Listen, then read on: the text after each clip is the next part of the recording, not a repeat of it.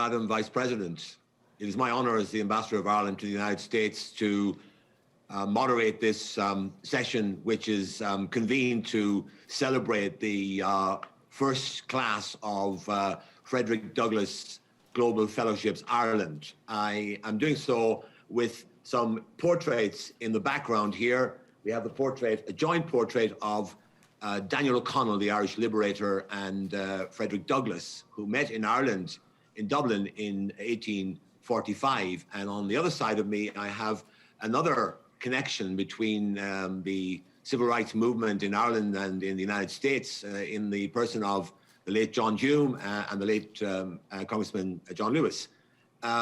So the purpose here is to enable you, Taoiseach, and Madam Vice President, to meet with the fellows who have gathered here and to hear from also from our partners in the Council for International Education Exchange, and indeed also to hear from the artist Nicholas Smith, and last but not least, Nettie Washington Douglas, the great-great-granddaughter of Frederick Douglass. But first of all, Taoiseach, if I may hand over to you to say a few words about this exciting new programme that we have decided to support this year. Thank you, Ambassador Micheál, and I am delighted to have this opportunity to meet with the inaugural class of Frederick Douglass Global Fellows Ireland. Arriving in my hometown of Cork 175 years ago, Frederick Douglass was greeted with a song whose refrain ran, "Now céad míle fáilte to the stranger, free from bondage, chains and danger." From Ireland today, I want to wish you all a céad míle fáilte, which means 100,000 welcomes. Douglass spent 4 months touring our island. As he readied to leave, he reflected that they had been amongst the happiest moments in his young life. He said he had undergone a transformation and lived a new life. He had encountered severe suffering, but he had experienced kindness and respect. With poignancy, he said, "I find myself not treated as a colour, but as a man, not as a thing, but as a child of the common Father of us all." What he did not and could not know was that 175 years later, his legacy would be very much alive in Ireland. He gave to Ireland every bit as much as he took with him as he left. The Ireland Douglass visited was on the cusp of tragedy. The Great Irish Famine, which began that year, killed more than 1 million people and drove as many again to become immigrants fleeing Ireland. President Biden's ancestors amongst them. 175 years on, ours is no longer a country of mass emigration. We are lucky now that the greater flow of people is into Ireland, not out. As a nation, we are far stronger for the diversity that now powers and enriches Ireland, just as America is. Ireland is changing in a positive and inclusive way. As we do so, we are inspired by Frederick Douglass and what he stood for. Building a truly equal society is not easy. As you step forward as leaders, you will need courage for the task.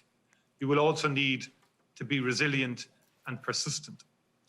But as Douglass said, if there is no struggle, there is no progress. All of us who value and respect Frederick Douglass's legacy and who cherish diversity need to stand up every day for equality and against intolerance. We must recognize the privilege from which we sometimes speak and make space so that all voices can be heard in our national dialogues. We need to ensure that all hands get to shape our future. Acknowledging that work remains to be done is not an admission of failure. Rather, as Amanda Gorman said of America, it is a recognition that it isn't broken, simply unfinished. That holds true for Ireland too. When Frederick Douglass met the great Irish liberator and abolitionist Daniel O'Connell, neither could have known what an impact the other would come to have on their thinking and their lives.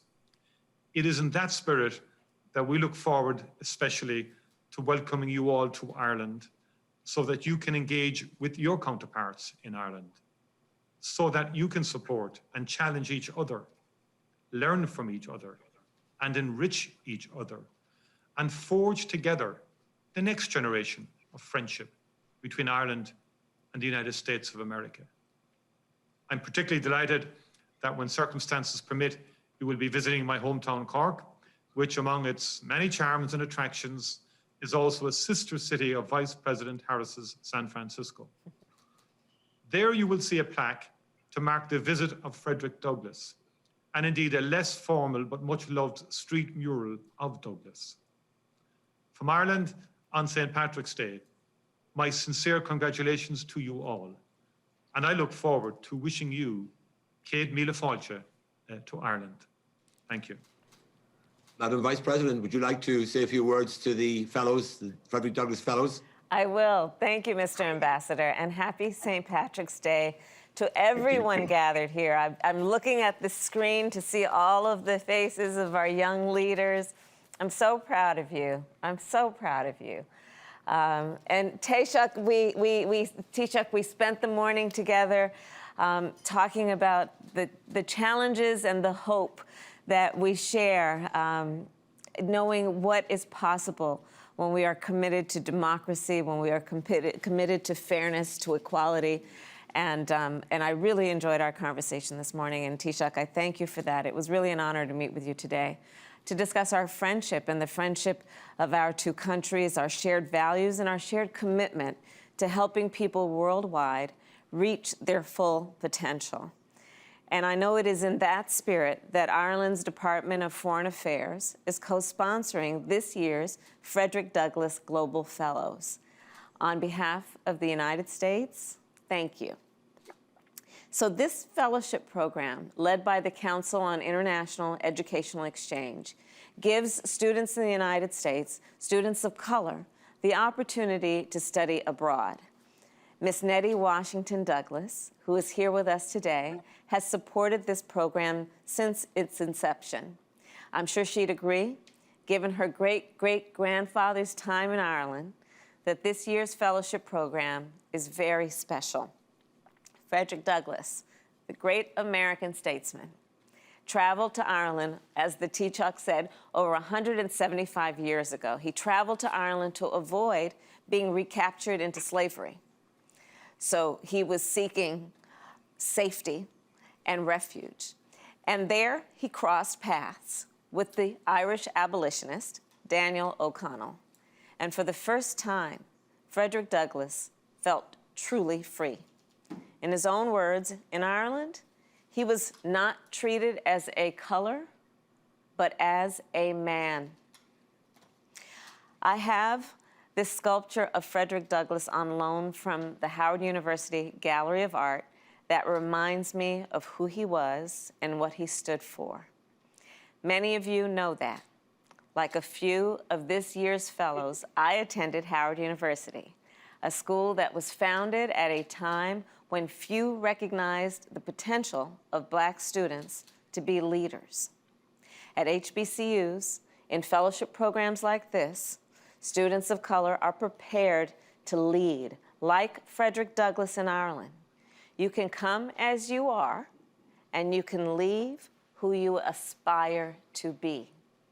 So to the fellows here today, congratulations. Your nation is so proud of you. You will travel.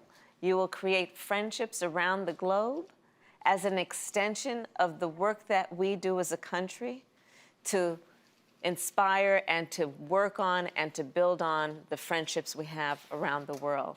And hopefully when you're in Ireland this summer, walking in the footsteps of that great American Frederick Douglass, remember that you are great. You not only have the capacity to be great, you are great. And you are walking in great footsteps.